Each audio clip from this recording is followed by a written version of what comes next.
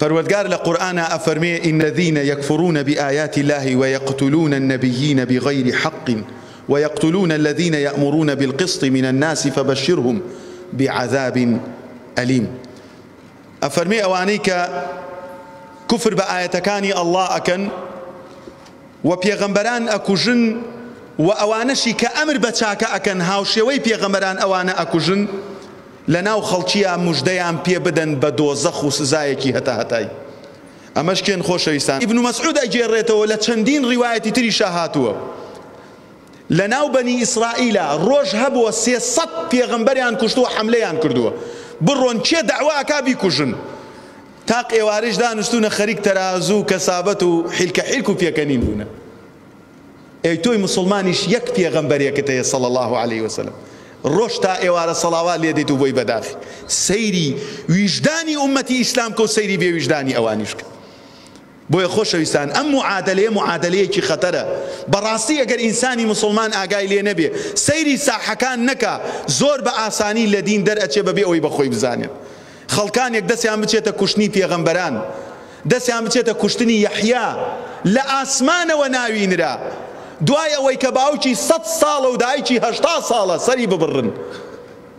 ئەمانە ئەو میلەتەن کە ئێستا کە مناڵی مسلمان بە تۆپ و تەیارە بکوژێ هەر زۆر ئاسایە بۆی چکەم ئەو دەستی چوو بێتە خوێنی گەورە پیاوانی خۆی 12,000 پێغەمبەریان کوشت بێ بە حەمەلات و بە لەناوبردن بە بڕینەوە و بە سەربڕین و لە ناودارا بڕینەوە. بۆیە خۆشەویستان تۆ هیچ کاتێک ناتوانی ئەمەلی خێر لە نەوع کەسانێک بکەی لەم کەسانە. وخواي پروردگاریش وەکو گوێ درێژ باسییان ئەکا لە قورئانە ئەفەرمێ مثل الذين حملوا التوراة ثم لم يحملوها كمثل الحمار يحمل أسفارا. ئەوانەی کە تەوراتیان هەڵگرت وەک ئەوە وایە گوێ درێژ بێری کۆمەڵێ صحیح بوخاری و صحیحی مسلم و تەفسیری طەبەری بخەیتە بام پشتی دەبڵێ فەرژینێ قایم بێ لە ڕوودان بڵێ مام کەر فێری علمی شەرعی بە لەبەرەوەی تۆ کەری ئەبێ فێر بیت. ئاخوای گەورە ئاوا باسییانەکە لە قورئانە کە مەثەل الحمار وەکو گوێ درێژێک چۆن کتێب بخەیتە بام پشتی ئیسفادەی لێ ناکە ئەوانیش ئاوا ئیسفادەیان لە دین نەکرد و ئەمە بەڵگەی ڕوون و ئاشکرایە بۆ ئێمە نابی ئێمەش بەڕێگەکەی ئەوانە بڕۆین ئەبێ خۆشەویستیمان ڕقلێبوونەوەمان بەپێی پێوەری دینەکەمان بێ. خوای پەروەردگار لە قورئانە دەم درێژیان بەرامبەر ئەڵڵا ئەم کیانەی کە ئێستا عەزیەت مسلمانان ئەدەن کە ئاگر و ئاسنەکە نەبان مسلمانانە حقی خۆیەتی بزانن. خوای گەورە لە قورئانە باسی دەم درێژیەکەیانەکە ئەفەرمێ قد سمع الله قول الذين قالوا إن الله فقير ونحن أغنياء. خوای گەورە گوێی لێیان بوتیان ئێمە دەوڵەمەندین و خوا فەقیرە. ئەوە قسەیانە لە قورئانە بۆ من و تو نەقڵ کراوە. وقالت اليهود يد الله مغلولة غلت أيديهم ولعنوا بما قالوا. وتیان چی وتیان خوای گەورە دەستی گردەتەوە خوا ڕەزیلە.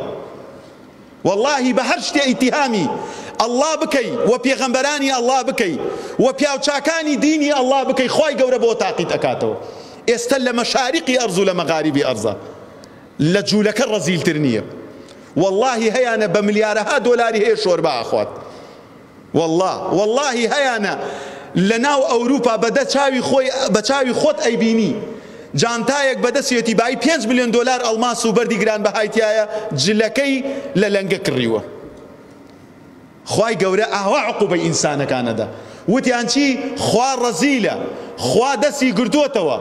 خوای پەروەردگارە فەرمێ غلت أيديهم ولعنوا بما قالوا دەی من دەستیانم نوقان و نەفرەتیشم لێیان کرد.